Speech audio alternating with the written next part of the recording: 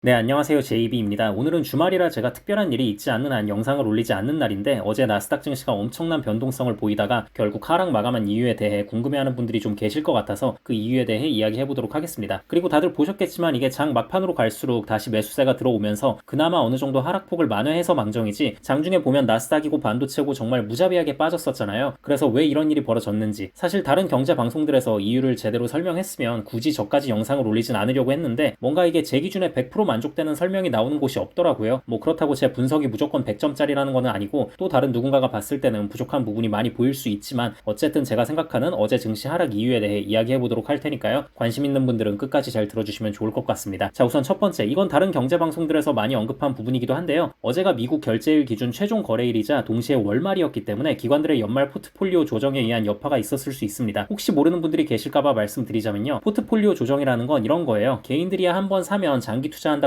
그냥 몇 년이 됐든 쭉 들고 가는 경우도 많은데 기관들은 입장이 다르거든요. 여기는 수시로 사고 팔고를 합니다. 그렇다 보니까 이번에 테슬라가 단기적으로 너무 많이 오른 것 같으니까 일단 좀 수익 실현하고 차라리 다른 걸 집어넣자 라던가 아니면 주식 자체가 너무 많이 오른 것 같은데 수익 실현할 건 좀 하고 채권 비중을 좀 늘린다던가 이도저도 아니면 일단 수익 확정 짓고 그냥 현금으로 보유하고 있을 수도 있겠죠. 아무튼 뭐가 됐든 기관들의 포트폴리오 조정이 들어가면 일반 개인 투자자들에게는 악재로 작용하는 경우가 약간 더 많습니다. 아무래도 그동안 많이 오른 종목들 위주로 정리를 하는 경향이 있으니까요. 네, 그래서 아무튼 이 부분이 시장에 악영향을 끼친 게 있었고요. 또 다른 이유로는 갑자기 이런 소식도 들려왔어요. 저는 이제 이 소식이 굉장히 중요했다고 보는데 중국의 딥식이라는 스타트업 기업이 이번에 최신 AI 모델을 발표했는데 엔비디아의 H800 GPU의 데이터 센터를 이용해서 불과 2개월 만에 이걸 완성시켰다는 거예요. 근데 뭐 그렇다고 기능이 딸리냐? 그것도 아니야. 시장의 평가가 되게 좋아요. 근데 여기서 더 중요한 게 비용이 불과 560만 달러밖에 안 들었다고 합니다. 원화로 따지면 82억, 100억도 안 들어갔어요. 이게 또 완전히 킥이죠. 이러니까 시장에서 갑자기 그 화살이 빅테크로 쏠리는 거예요. 아니 지금 중국에서도 저렇게 저비용 고효율로 가성비 좋은 AI 모델을 야무지게 만들어내는데 도대체 빅테크 니네들 막 수십조씩 쓰면서 그렇게까지 무지막지한 비용을 투입할 이유가 있어? 라는 심리가 퍼지기 시작한 겁니다. 그래서 아무튼 이 소식도 어제 빅테크 기업들의 주가에 악영향을 끼칠 수밖에 없었습니다. 그리고 여기서 반도체 섹터에도 악영향을 끼친 부분이 있었는데요. 다 떠나서 저렇게 빅테크의 AI 과잉 투자 논란이 다시 불거지는 것 자체가 반도체 섹터에도 안 좋을 수밖에 없지만 지금 저 딥식이라는 기업이 이번에 사용했다던 엔비디아의 H800은 미국 상무부에서 수출 제한을 걸어놨던 제품이었거든요. 근데 또 어떻게 용케 중국까지 흘러 들어간 거죠. 참 이런 거 보면 중국도 대단하긴 대단해 진짜. 목표를 이루고자 하는 그 집념은 정말 인정해줘야 돼.